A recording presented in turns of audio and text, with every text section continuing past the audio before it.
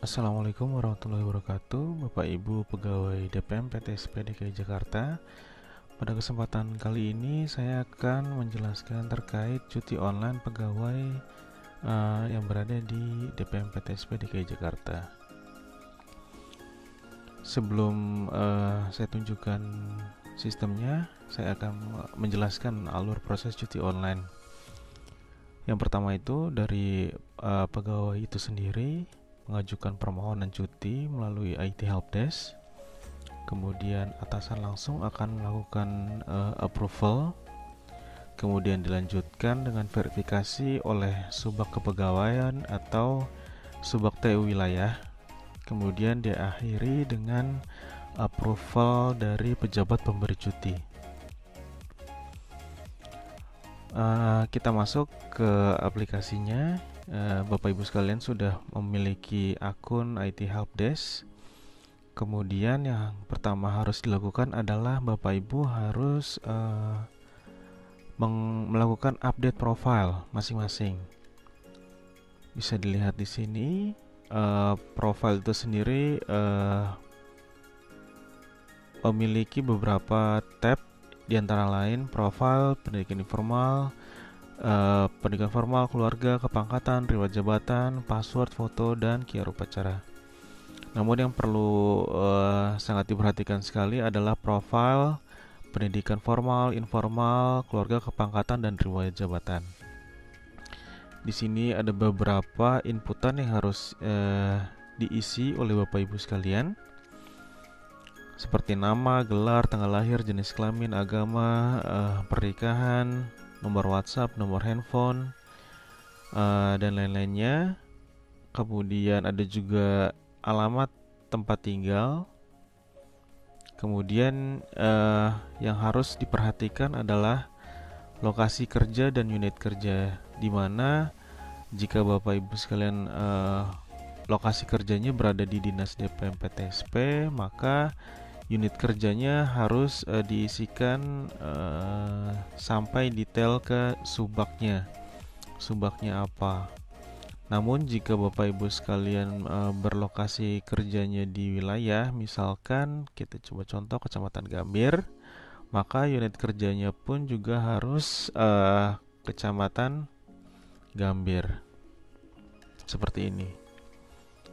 Kemudian yang harus diperhatikan juga eselonisasi juga harus diisi. Jika Bapak Ibu sekalian adalah non eselon, bisa dipilih non eselon.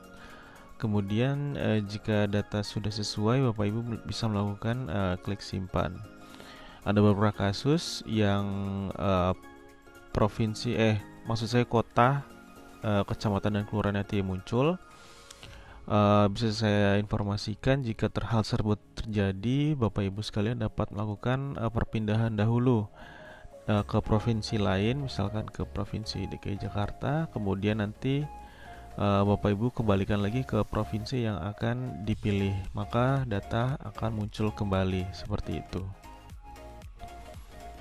Kemudian setelah profil terisi penuh, selanjutnya Bapak Ibu akan menginputkan pendidikan formal, di mana di sini nanti ada informasi terkait pendidikan, kemudian jurusannya, nama sekolah, lokasi, nomor ijazah, tanggal ijazah.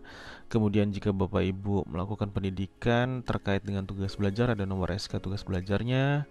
Kemudian jika Bapak Ibu ada yang menyesuaikan ijazah, melalui penyesuaian ijazah bisa diinput nomor STL UPP-nya. Kemudian Bapak Ibu juga bisa menandai sebagai pendidikan terakhir yang diakui oleh Pemprov DKI atau tidak. Kemudian di sini juga ada inputan file yang dapat diupload ijazahnya berupa PDF. Kemudian klik insert.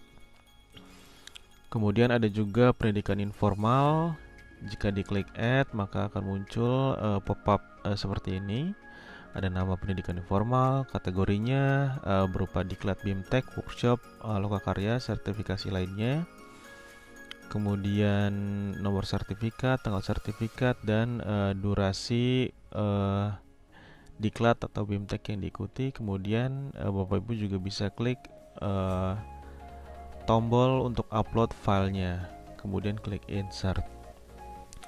Kemudian ada keluarga juga yang bisa ditambahkan, ada nama, hubungan keluarga, kemudian tempat tanggal lahir, nomor BPJS, tanggal lahir, jenis kelamin, dan status mendapat tunjangan atau tidak. Kemudian ada lagi kepangkatan. Di sini Bapak Ibu bisa menambahkan kepangkatan dari Bapak Ibu sekalian. Ada TMT kepangkatannya, golongan, kemudian nomor SK, tanggal SK, dan file dari SK tersebut jika Bapak Ibu sekalian ingin melakukan upload SK-nya di sini juga bisa. Kemudian ada riwayat jabatan juga. Ada nama jabatan, nomor SK, tanggal SK, dan TMT jabatan, kemudian lokasi jabatan yang diemban. Di sini juga ada file pendukungnya, bisa Bapak Ibu tambahkan. Jika sudah, bisa klik insert. Jika sudah selesai, maka update profile tersebut seharusnya sudah selesai ya. Maka kita akan lanjut ke cuti online tersebut. Oke. Di sini muncul tanda tangan, buat tanda tangan terlebih dahulu. Jadi sebelum melakukan tanda tangan, Bapak Ibu diminta untuk melakukan update tanda tangan secara personal. Kira-kira kita coba seperti ini, kemudian klik tombol save, maka tanda tangan Bapak Ibu sekalian akan tersimpan. Kemudian bagaimana cara mengubahnya? Bapak Ibu sekalian bisa kembali ke menu dashboard.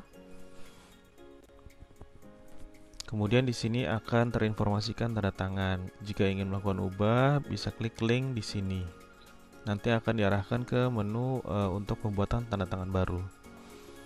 Baik, kita kembali lagi ke menu cuti. Oke, di sini ada tombol buat pengajuan. Bisa diklik tombolnya. Sistem akan mengarahkan ke formulir online untuk pengajuan cutinya.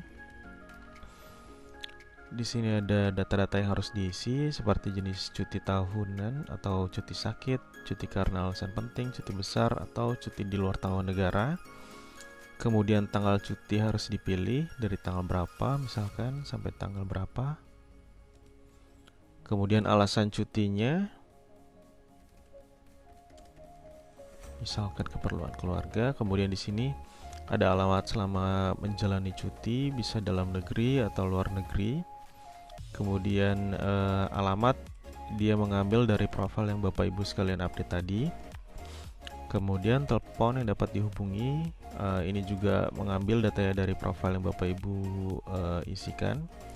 Kemudian di sini ada data PLH. Jika Bapak Ibu adalah pejabat, maka PLH ini harus diisi oleh nanti calon PLH Bapak Ibu sekalian.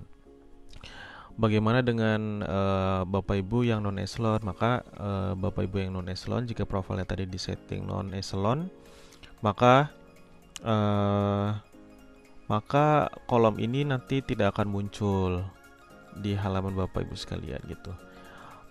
Kemudian di sini kita bisa memilih siapa yang akan menjadi calon PLH Bapak Ibu sekalian. Kita coba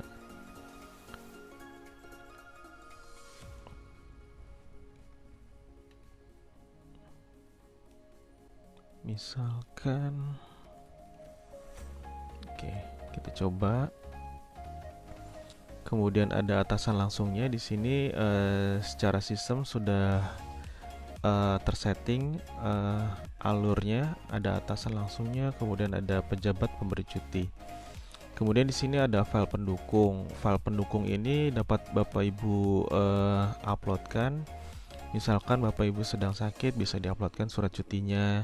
Atau Bapak Ibu adalah seorang pejabat atau eselon, maka Bapak Ibu wajib melakukan upload surat calon penggantinya. Jadi yang berupa PDF bisa diuploadkan di sini. Kemudian jika sudah sesuai, Bapak Ibu bisa klik submit. Oke, di sini akan tertampil infonya berhasil, klik OK. Kemudian nanti di list pengajuan cuti ini nanti akan terinformasikan formulir yang sudah Bapak Ibu ajukan. Di sini ada klik batal untuk membatalkan permohonan cuti, maka nanti status sisa cutinya akan dikembalikan. Kemudian di sini juga ada formulir. Kurang lebihnya bentuknya seperti ini, sama seperti ketika Bapak Ibu mengajukan cuti sebagaimana yang manual. Terinformasikan alasan cutinya, lamanya cuti, kemudian sisa cutinya, kemudian ada alamat selama menjalankan cuti, ada pertimbangan atasan langsung, pertimbangan atasan pemberi cuti. Di sini akan terinformasikan datanya. Jika belum di-approve oleh atasan langsung, maka tanda tangannya tidak akan muncul di sini. Oke, di sini juga ada tombol lihat, akan menginformasikan status dari pengajuan permohonan cuti tersebut. Oke, di sini ada juga dokumen pendukung. Oke, jika sudah, kita coba ke atasan langsung. Di atasan langsung nanti di sini akan terinformasikan ada satu permohonan cuti, bisa diklik tombolnya. Oke, di menu atasan langsung kurang lebihnya nanti tampilannya seperti ini, ada list pengajuan cuti bawahan langsung. Di sini ada tombol approval, bisa diklik. Oke, di sini akan terinformasikan detail dari pengajuan yang Bapak Ibu ajukan. Di sini ada timelinenya. Kemudian di sini ada juga data PLH atau PLT yang akan menggantikan. Misalkan atasan langsung akan mengganti siapa PLH atau PLT-nya juga bisa diganti di sini. Kemudian di bawahnya ada pertimbangan atasan langsung. Di sini ada statusnya setuju, perubahan, tangguhkan, tidak setuju. Setuju untuk melanjutkan, perubahan untuk mengembalikan ke pemohon untuk mengubah data-datanya dan pemohon dapat mengajukan pengajuan cutinya lagi. Kemudian tangguhkan jika ditangguhkan, dan tidak setuju untuk selesai atau menolak permohonan tersebut. Kita coba setuju pertimbangannya, kita submit. Oke, maka statusnya akan hilang dan akan muncul di akun verifikator. Verifikator tadi jika sudah saya jelaskan adalah Kasubag TU atau Subag TU di wilayah. Kita coba ke menu permohonan cuti. Oke, di sini akan muncul statusnya setuju atasan langsung. Kemudian nanti dari verifikator akan untuk mensortir semua persetujuan yang telah disetujui oleh atasan langsung, dapat mengklik tombol ini, setuju AL atau setuju atasan langsung. Kemudian di sini para verifikator juga dapat melihat formulir online-nya. Bisa terlihat di sini sudah ditandatangani oleh atasan langsung. Kemudian klik tombol view di sini. Oke, dan di sini ada beberapa fitur yang akan muncul seperti timeline-nya, kemudian ada file, kemudian ada upload, setting, dan verifikasi. Untuk melanjutkan permohonan tersebut, kita coba klik verifikasi. Jika nanti Bapak Ibu mengklik perubahan, maka permohonan tersebut akan kembali ke pegawai. Kita coba klik verifikasi. Oke, data update. Maka permohonan tersebut akan muncul di akun pejabat pemberi cuti. Kita masuk ke akun pejabat pemberi cuti di sini, sama seperti tadi, kembali ke menu cuti. Kemudian di sini ada dua permohonan, list permohonan cuti. Kemudian di sini sama seperti atasan langsung, klik approval.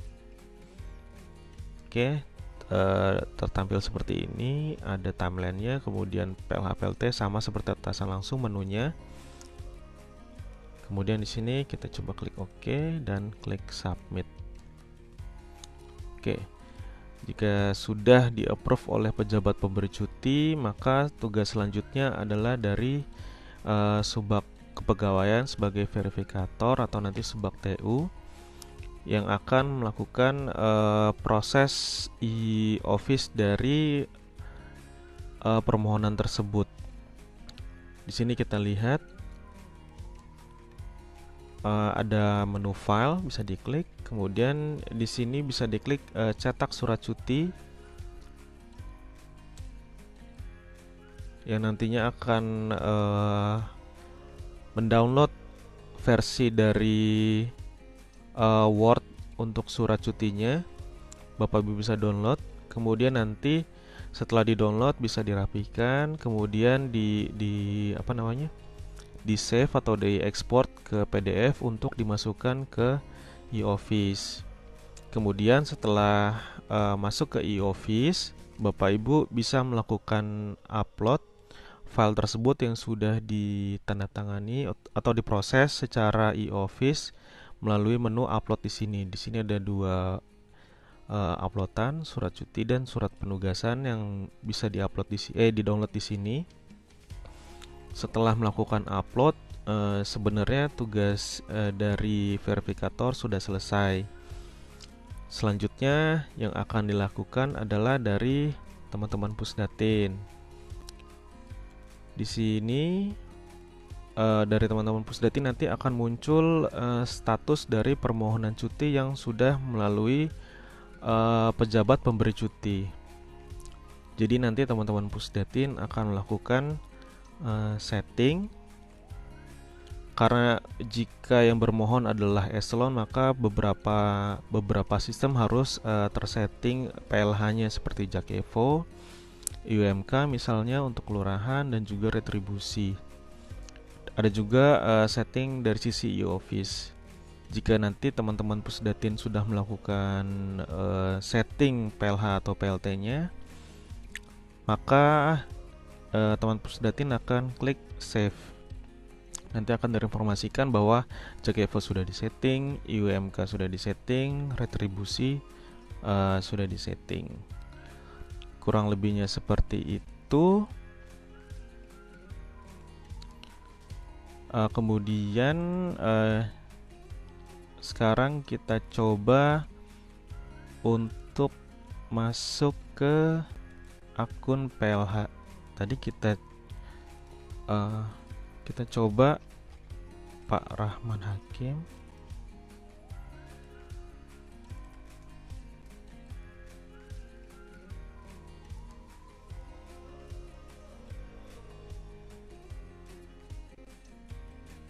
Oke. Untuk permohonan tadi calon PLH-nya